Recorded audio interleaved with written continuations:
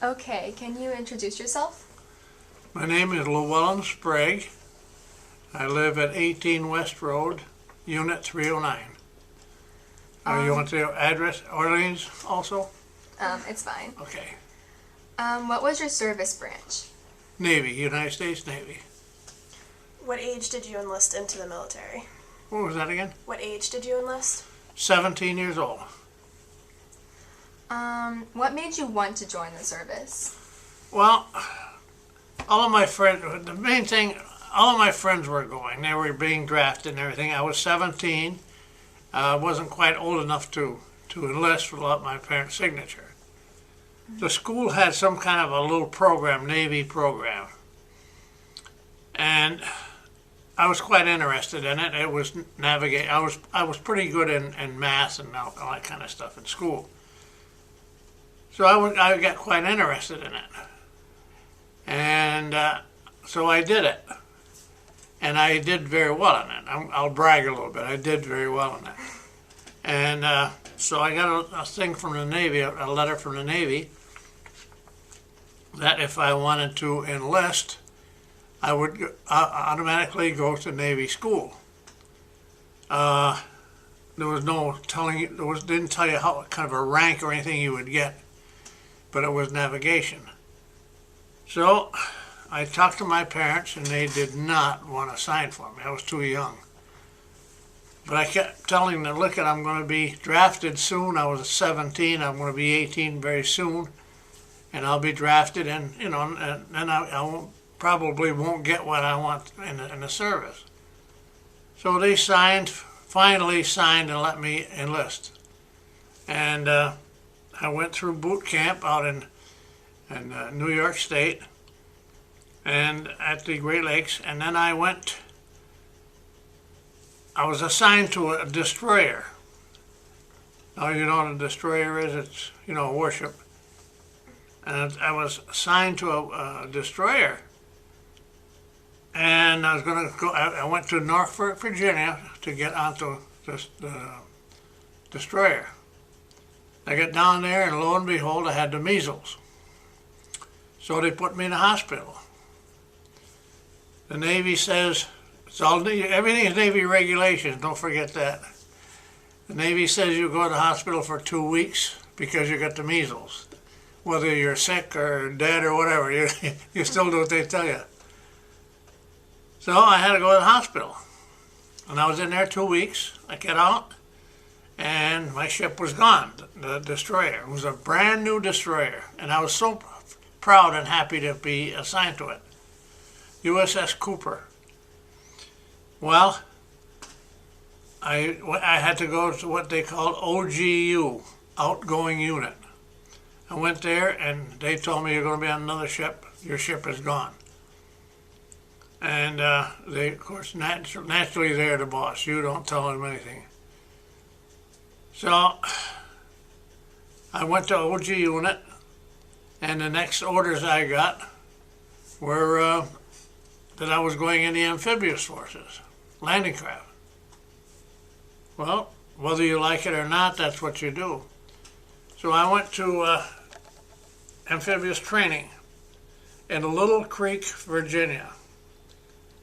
It was really strenuous training.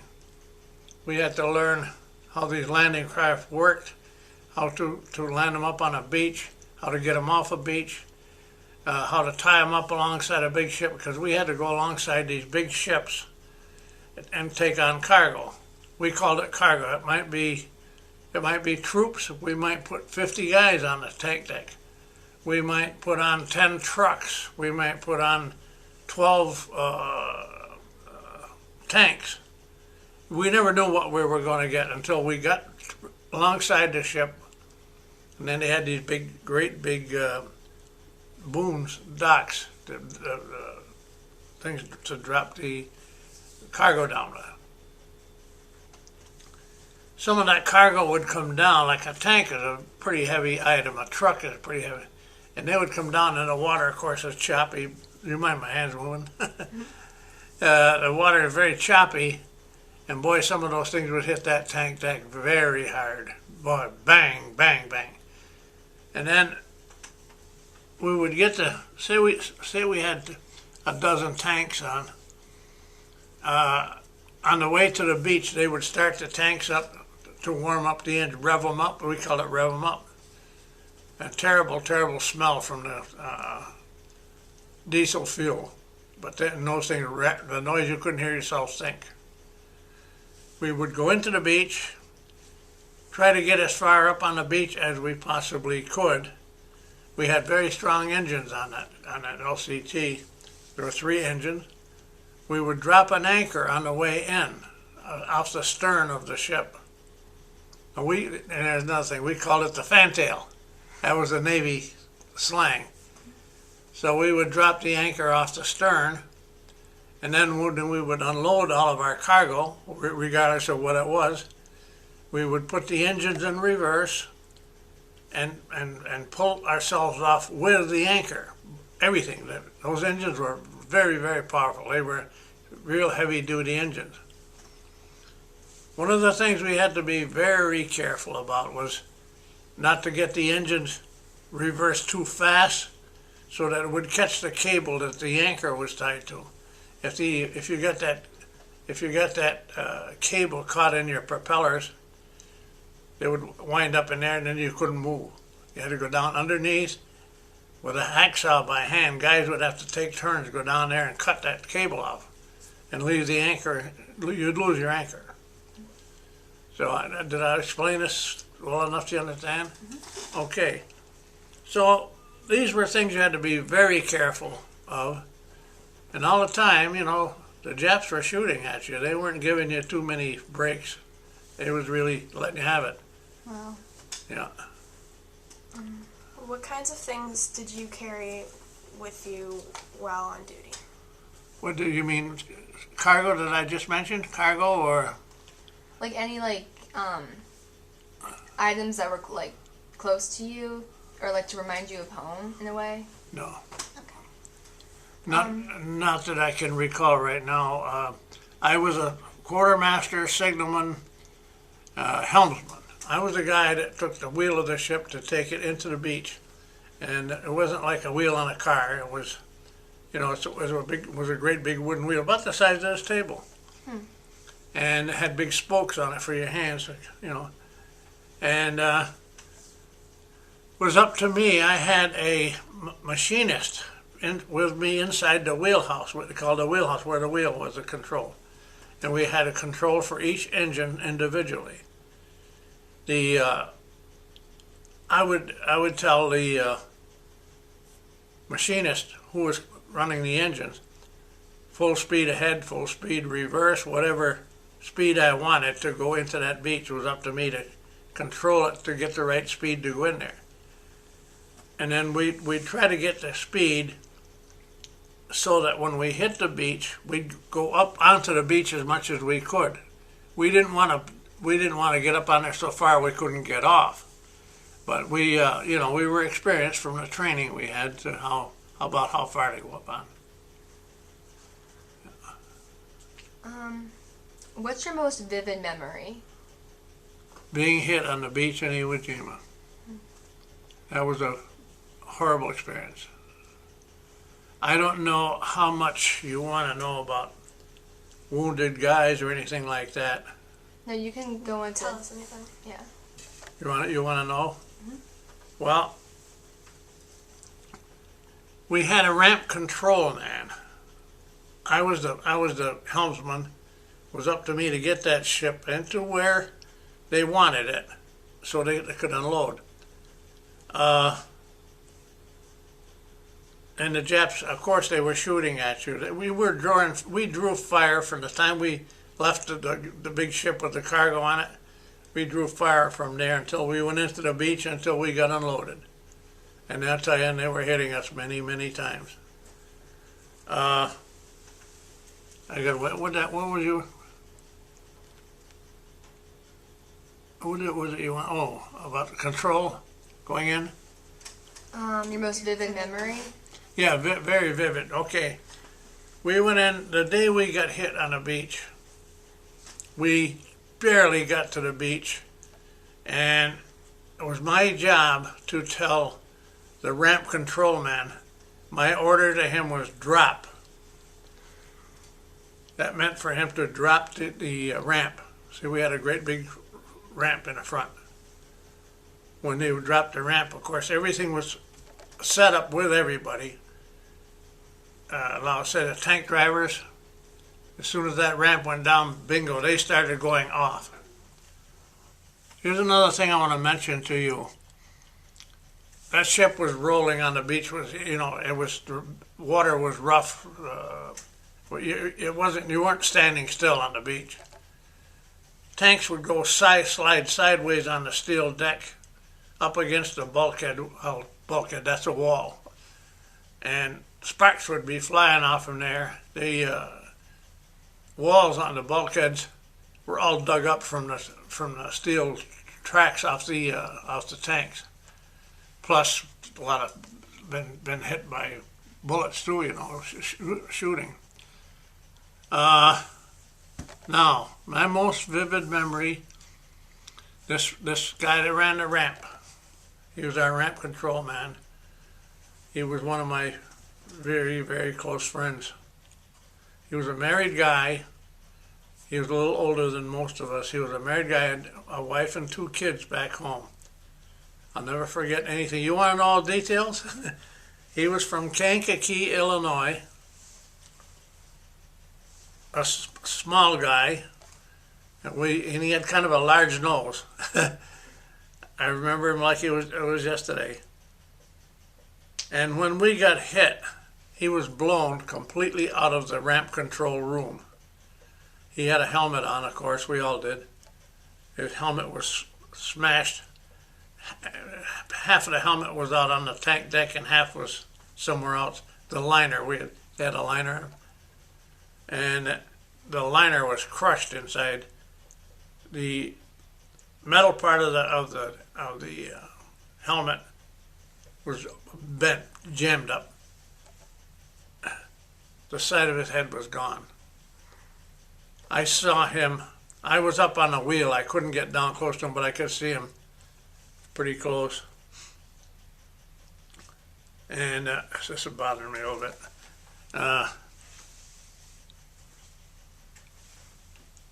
His eye was hanging down here on his cheek. You could see all of his teeth on this side of his head. His ear was hanging down. It was all ripped apart. This is what he looked like. We took him after we got him on a life-saving boat, and they took him to a hospital ship. Never thinking we would ever see him again. We never did. He didn't die. He survived.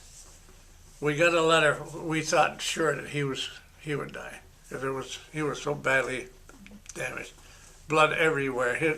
I never saw anybody bleed like he did. He would try to talk to us. He'd raise his head if we had him on a stretcher. He'd try to talk to us and he'd pass right out. His head would drop right down. We did get him to a hospital ship, and they saved his life. We got a letter from him quite a while later, sometime later, that he had gotten home, they had patched him up, and he said they wanted to do plastic surgery on him, but he didn't want it done. He said he was just such a mess. He didn't want to go through any more. He'd been through, I'm going to use the word hell, through all this being wounded. So he never had the surgery done. I was quite close to him, and I got a couple of letters from him. I wrote to him, and all of a sudden, maybe for 6 months later, I didn't hear from him anymore. I wrote 3 or 4 letters, but I think he died. I think his parents just didn't want to talk about it.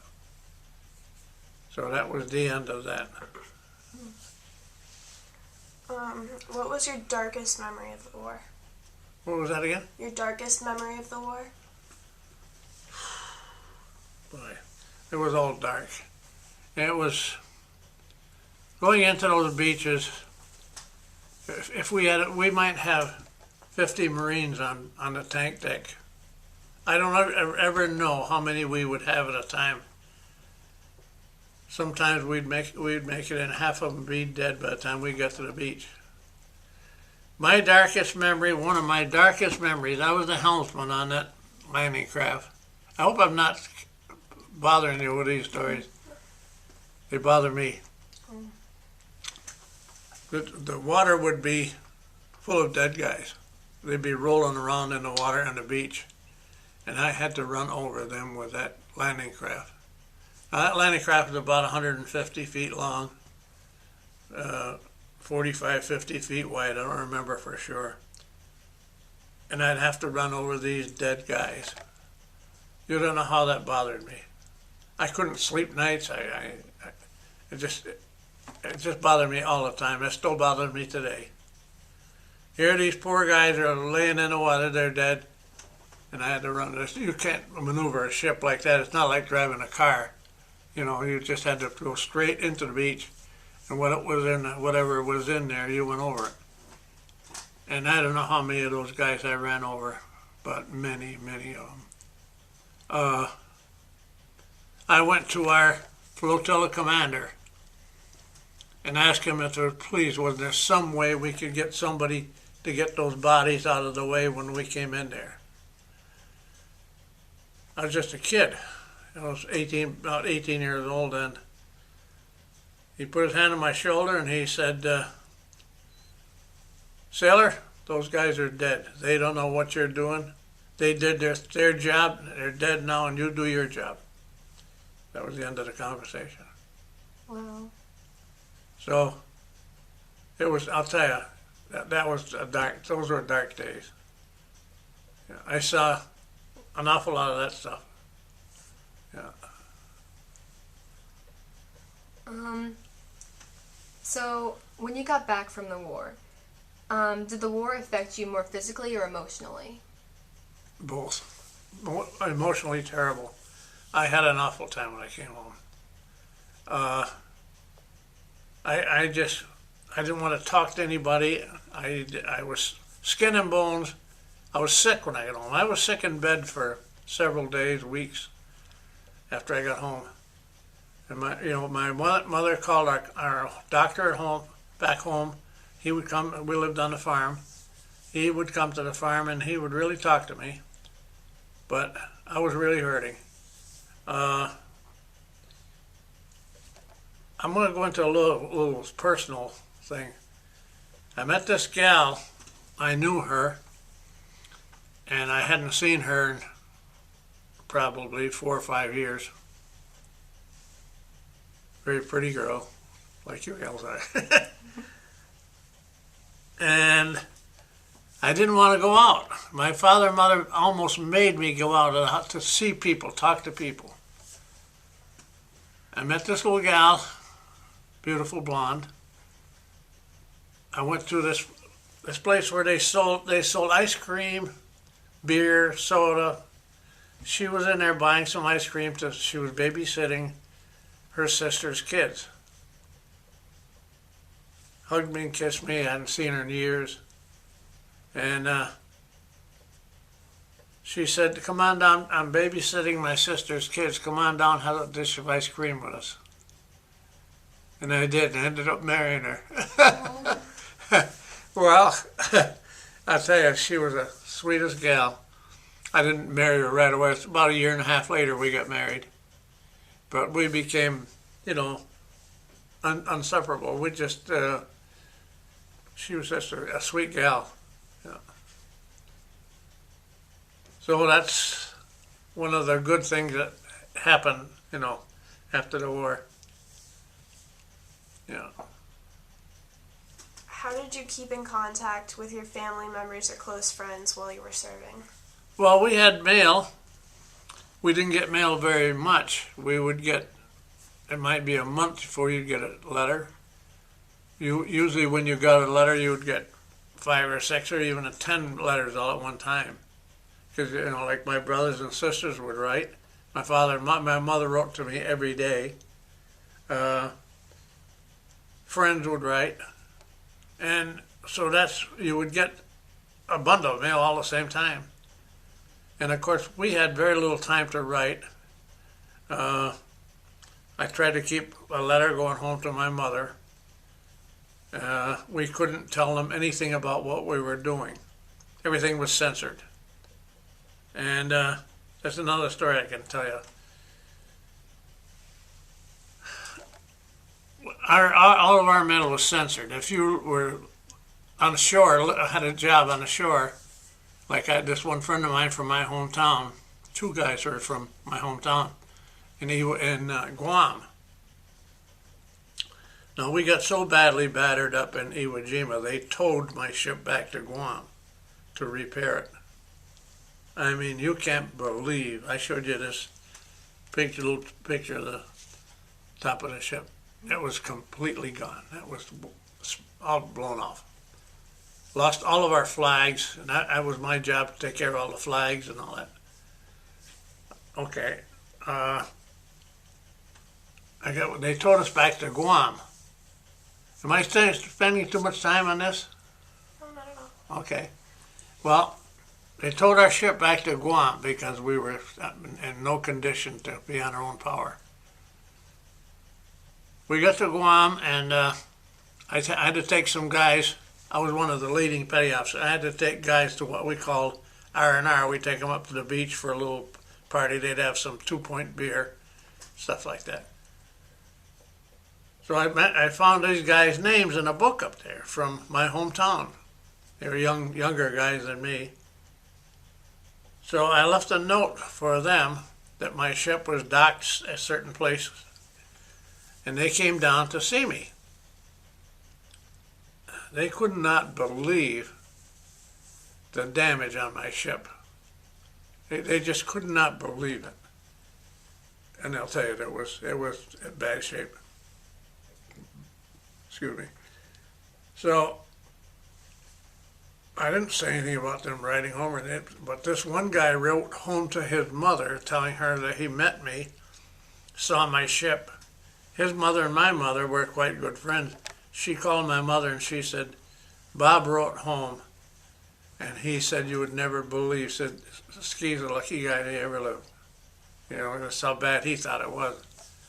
And of course, it scared the daylights out of my mother. Oh, she was scared to death when she heard it. She knew I'd been in action, but she didn't know nearly what the ship looked like. So it was in pretty bad shape. So she found out before I got home a little bit about what I'd seen. After being in the war, thinking back, do you have any regrets? How do you? I don't know what you mean by do I have any regrets about what? Like, is there anything that you would go back and want to change or stop? I don't think so. I enlisted because I wanted to go in the Navy. I'm proud of serving in the Navy. The only thing that I wish were different was when, like I just told you, this guy with instead of his head was gone. I wish it was more that we could do for them. We didn't have enough. What we call them corpsmen. They're like male nurses. We didn't have enough of them. We patched up ourselves. We patched up guys on our ship, help them, to get through. Because being a small ship, you don't have the facility. The larger ships. Now I was on an LST for a while, and I got battered up pretty good in the LST. I got my foot battered up. The ship got on fire. We had a corpsman that took care of us.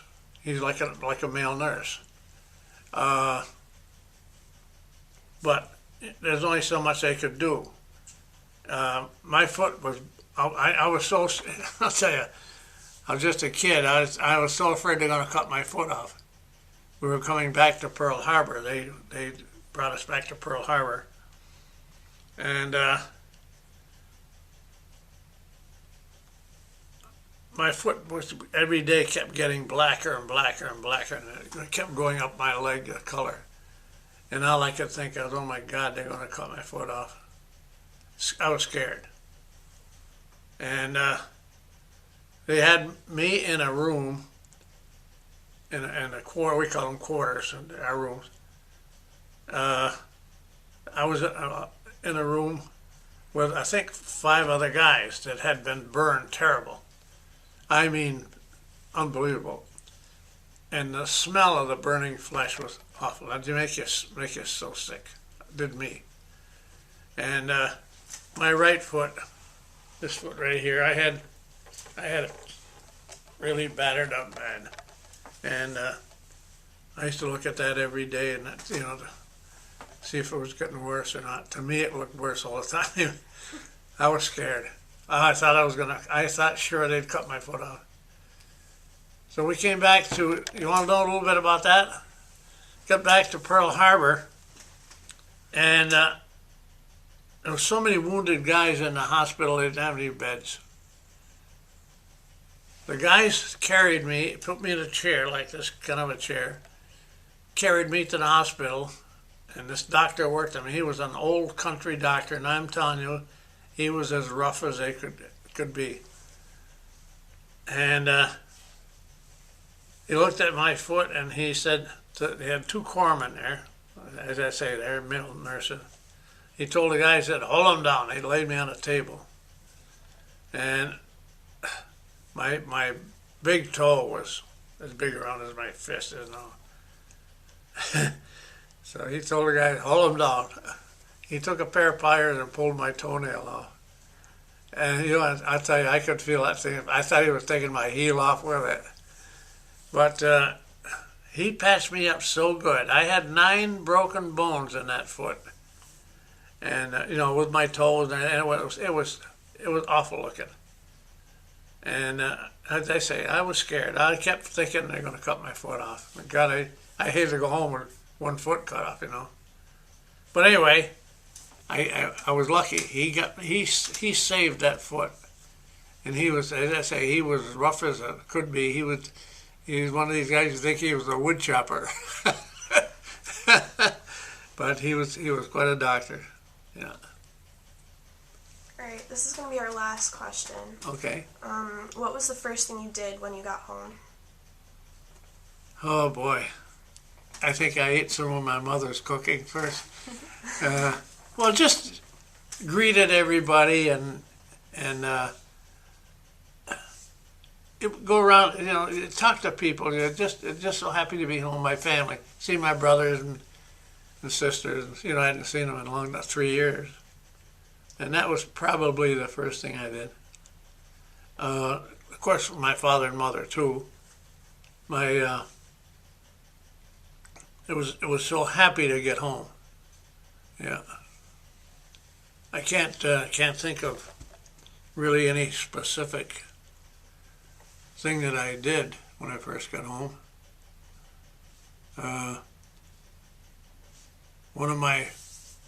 In fact, my very best friend came home a little while later after me, and he was on the USS Bunker Hill. You want to hear another little story? You got time? Mm-hmm. He had told me when he first got home, we compared things, and he felt so bad for me that I had been in the amphibious forces. It was such rough duty. So he was telling me he was on the USS Bunker Hill, and they were, I don't know if you've ever heard the story, but they were hit by 2 kamikaze airplanes, Japanese kamikaze planes. They were hit at the same time. Him and 2 or 3 other guys were locked in a compartment. Now, he was a fireman in the boiler room. They were locked down into the boiler room, and they had no gas masks. They were full of gas. He was telling me the soot on them was an inch thick from the fire, bad fire and all that. So they took turns using this gas mask between them, 4 of them. They'd put it on for 5 minutes and hand it to the next guy for 5. they'd get a couple of breasts up there, and yeah, I got a book over there that tells you the same story. He told me this story, and my daughter gave me the book on this Bunker Hill. His story is in there. Of course, his name is not in it, but his story is in there. That's what they did. They lived. Yeah, when he came back, he said to me, said, I wouldn't have traded duty with you, but he said, when they got hit with those kamikaze planes, of course, the aircraft carrier, all around the flight deck, they had machine guns, guys in machine guns. And he said the gasoline poured all over from the airplane wrecks, kamikaze. He said those guys were all burned to death in all those machine guns. All right. Well, we're at 30 minutes, so we're gonna stop Okay. it now. Thank you.